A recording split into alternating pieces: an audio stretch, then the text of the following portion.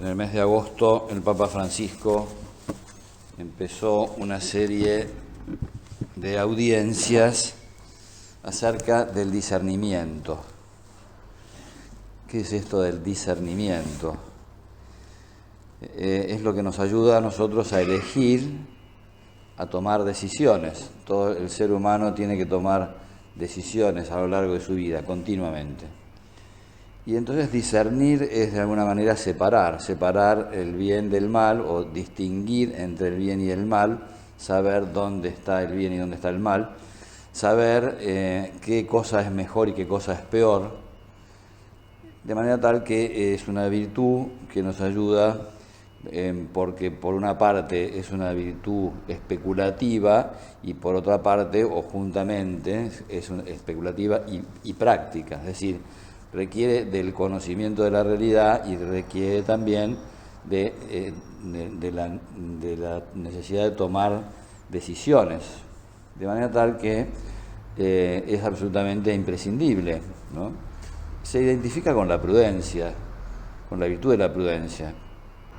Cuenta el Papa Francisco que el Evangelio, por ejemplo, nos habla de este discernimiento en distintas oportunidades, ¿no?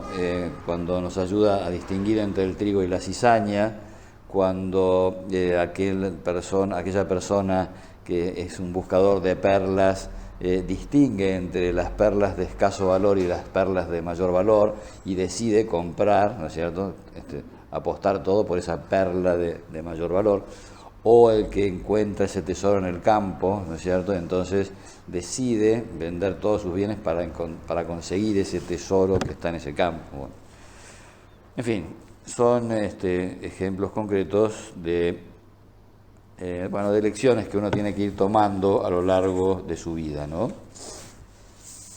Alguien en un libro muy lindo y muy bueno acerca de este tema de la prudencia es el libro de Piper, ¿no es cierto? Piper va desarrollando todas las virtudes, ¿no?, tanto las teologales como las virtudes, ¿cómo se llama?, cardinales. Y entonces al hablar precisamente de la prudencia nos explica cómo dice que la prudencia tiene una mirada que va hacia el pasado y otra mirada que va hacia el futuro. Lo compara con el dios Jano. El dios Jano, un dios romano, tenía dos caras, ¿no?, pegadas. O sea, como es una cabeza que tiene pegadas, una cara que mira hacia un lado y otra cara que mira hacia el otro, ¿no? De ahí viene, por ejemplo, el mes de enero, viene de ahí, viene de enero y Anuarius. Janeiro también viene de ahí y enero también viene de esa misma, ¿no? O sea, enero es el mes que despide al año anterior y mira hacia el año que está comenzando, ¿no? Bueno, la virtud de la prudencia requiere también, en primer lugar, decía Piper, una silenciosa expectación de la realidad. A mí siempre me ha gustado esa manera de expresarlo, esa manera de decirlo, ¿no? Silenciosa expectación de la realidad. Es decir, bueno, primero vamos a tener los datos. Primero vamos a ver qué es lo que está sucediendo. Primero vamos a ver cómo es esta situación, cómo son las personas. Vamos a ver, primero, antes que nada, antes de decidir, antes de tomarla, porque hay gente que, por ejemplo, es intempestiva, ¿no? Entonces, de manera inmediata decide, ¿no? Bueno, no, es necesario pensar antes, ¿no? Es necesario una reflexión, que no necesariamente tiene que ser una reflexión que dure, una reflexión inacabable, no, porque puede ser que una de las maneras de ser imprudente es no tomar decisiones, ¿no? Una manera de ser imprudente es tomar la decisión de modo así automático, y otra manera sin pensar, y otra imprudencia sería todo lo contrario, ¿no? Dilatar continuamente la decisión, ¿no? Porque ese discernimiento nos tiene que llevar a tomar la decisión correcta en el momento correcto. Por tanto, nosotros tenemos que detenernos a estudiar cómo es la realidad que estamos viviendo y cómo son los objetivos que nosotros tenemos que conseguir. Para esto no basta, podríamos decir, para esto no bastan algunos criterios generales. O sea, la prudencia no consiste en tener unos criterios generales más o menos seguros. Por ejemplo, la prudencia jurídica no consiste simplemente en conocer la ley positiva. La persona justa no es la persona que simplemente aplica la ley. Acá está la letra de la ley y acá está el caso que se adecúa a la letra de la ley. Por tanto, la justicia consiste en la aplicación de la ley. No, la justicia consiste en dar a cada uno lo que le corresponde. Hay que ver qué es lo que le corresponde a cada uno. Y la ley está al servicio de la justicia. La ley está hecha para que la justicia se realice. De manera tal que el buen juez no es el juez erudito que conoce absolutamente todas las leyes. Está bueno, es necesario que las conozca. Pero de todos modos, el buen juez no es el que aplica, digamos, el sello de la letra de la ley y entonces ahí decide. No, tiene que evidentemente saber si esa circunstancia realmente, si las circunstancias hacen que esa decisión sea justa o no. Lo mismo a la hora de dar un consejo en la vida espiritual, lo mismo a la hora de determinar la moralidad de un acto, es decir, no basta tener la ciencia, podríamos decir, abstracta, no basta tener un concepto, es necesario ese conocimiento de la realidad, no basta con ser cirujano, hay que saber qué es lo que está pasando adentro del sujeto, ¿no? Un día me encontré con un cirujano, me llamó la atención, que se enojaba con Dios. Y al principio no entendía lo que él me decía, ¿no? Y entonces decía, yo cuando estoy operando me enojo con Dios y le digo, ¿dónde está? ¿Dónde está qué cosa? Entonces, claro, el cirujano, cuando abre, bueno, puede haber estudiado mucho de cirugía y mucho de anatomía, etcétera, pero cuando tiene el paciente ahí adelante, el tipo está preguntándose, ¿de qué es lo que tengo que cortar? ¿A dónde tengo que cortar? Porque, claro, un cirujano puede hacer cosas maravillosas, pero también puede hacer grandes desastres.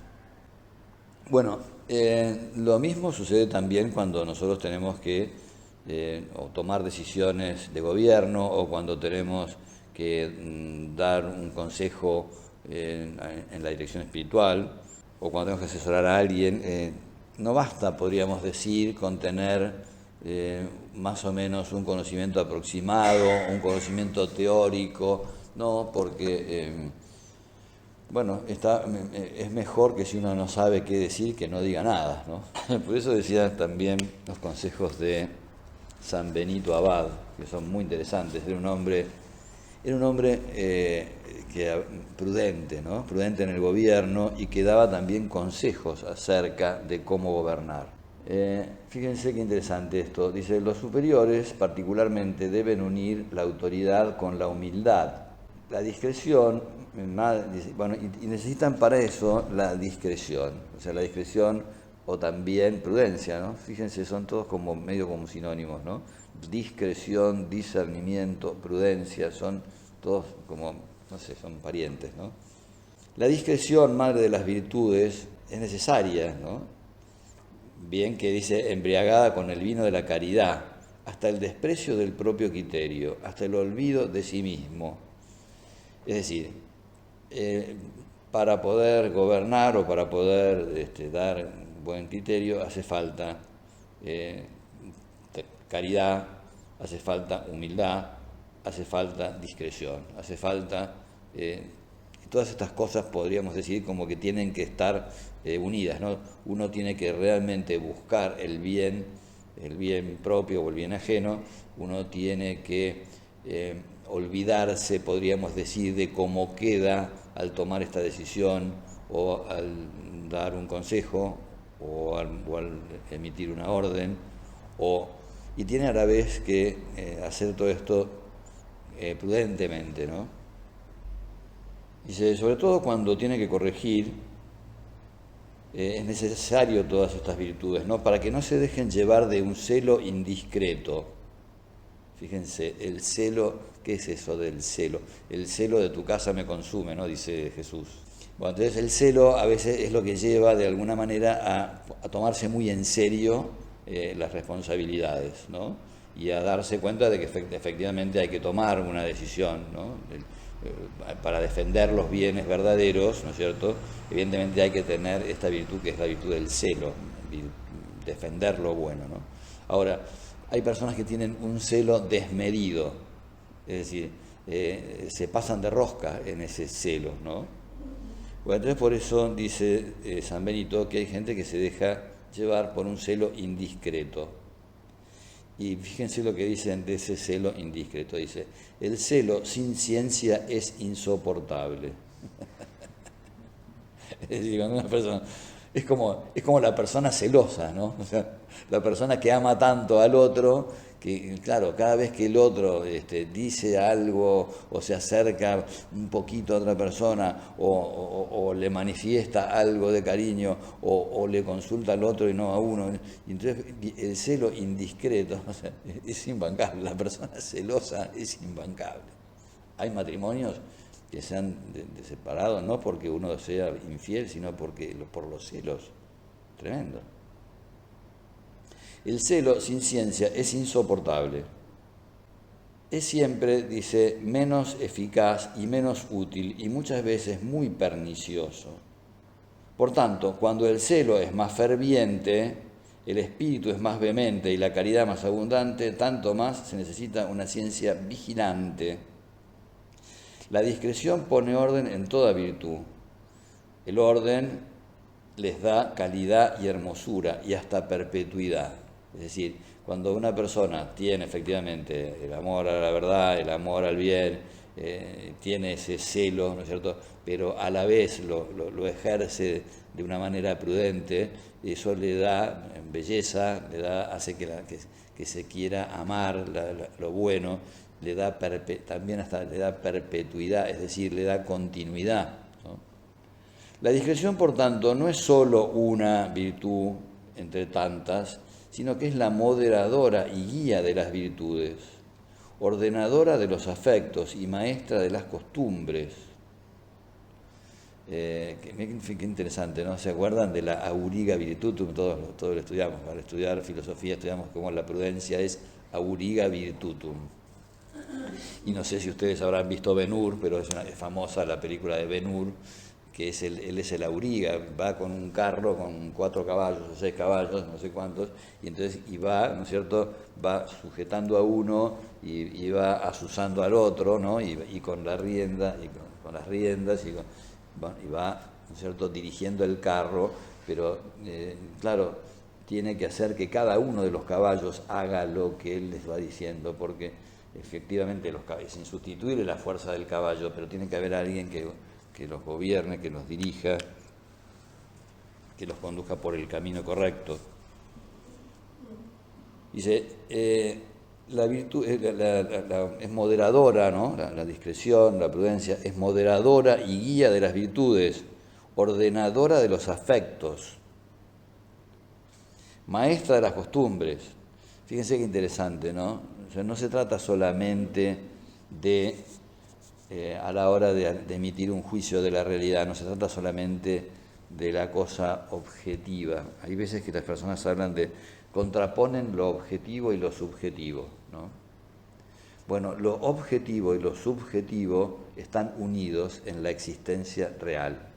Es decir, lo objetivo y lo subjetivo solamente pueden separarse en la cabeza, en el juicio, podríamos decir, pero siempre que una persona tiene que tomar una decisión, quien toma la decisión es un sujeto. Entonces, no se puede dejar de lado lo subjetivo. No se puede solamente hablar de lo que tiene que ser. Es decir, también la prudencia requiere de conocer lo que se puede hacer, lo que esta persona puede hacer, lo que esta persona está en condiciones de hacer. No es simplemente decir, hay que hacer esto es lo que hay que hacer, así es como tiene que ser. Bueno, fijémonos en las personas que tenemos adelante, ¿no? Hay una instrucción para los directores, no sé de qué año es esto, pero es antiguo, es de nuestro padre, ¿no? Y está comentada por don Álvaro. Entonces, fíjense, les cuento, les leo, ¿no? El punto 89 de esta instrucción. Los directores no deben olvidar que dirigen hombres que aman a Dios y sirven a la Iglesia, pero hombres con debilidades. No los juzguéis nunca sin oírles. Recordad aquellas palabras de San Juan: ¿acaso nuestra ley condena a un hombre antes de oírle y sin averiguar qué hizo? Al cambiar impresiones con el gobierno local, ved en primer término las buenas cualidades de vuestros hermanos, después conviene, es caridad fraterna, que veáis sus defectos, pero sin exagerarlos. Y entonces fíjense lo que comenta don Álvaro. Es muy cómodo recordar a los súbditos que tienen que ser humildes, que deben tener paciencia, que deben ofrecer los contratiempos a Dios, etc. Es muy cómodo para los que gobiernan, pero estas mismas consideraciones se las deben hacer esas personas constituidas en autoridad, porque si mandan con sentido sobrenatural y teniendo muy presentes las obligaciones requeridas por las virtudes de la caridad y de la justicia, no sería necesario recordar a los súbditos esas consideraciones ascéticas que conocen y practican. Es demasiado cómodo. Es decir, uno puede sacar el manualito, eso de alguna manera se refiere a eso, ¿no? Uno puede sacar el manual y decirle, esto se hace así, punto. Y se olvidan que uno está hablando de personas que llevan entregadas a Dios hace años, que hace años están buscando la manera de hacer el bien, que están haciendo... Bueno, entonces, está bueno, ¿no es cierto?, que no solamente veamos lo objetivo de lo que debe ser, sino que también tengamos en cuenta lo subjetivo, quién es la persona que tenemos adelante, cómo son sus luchas, porque de verdad muchas veces eso, una objetividad suma puede llevar a causar daños que a veces son como irreparables. Hay muchas personas que quedan heridas porque no se ha tenido en cuenta esa manera de ser o ese trabajo que se ha ido realizando o ese esfuerzo. El padre Castellani era un hombre peligroso, ¿no? Hombre de campo, muy intelectual, muy leído él. Era una mezcla muy interesante, ¿no? Todo lo de la tierra, todo lo gauchesco, bueno, y a la vez un gran lector y un gran intelectual, ¿no? Y entonces en uno de sus libros llamados Camperas, habla de un monje que huía despavorido, ¿no? Una vez atraparon a un monje que venía huyendo a toda furia mirando hacia atrás. Párese, don, ¿a dónde va? Y la anacoreta estaba que no le sujetaban ni a pie al doble. Aunque le tiraran un lazo doble, no había manera de hacer que el tipo se detuviera, ¿no? ¿Qué le pasa? ¿Quién lo corre? ¿Lo persigue alguna fiera?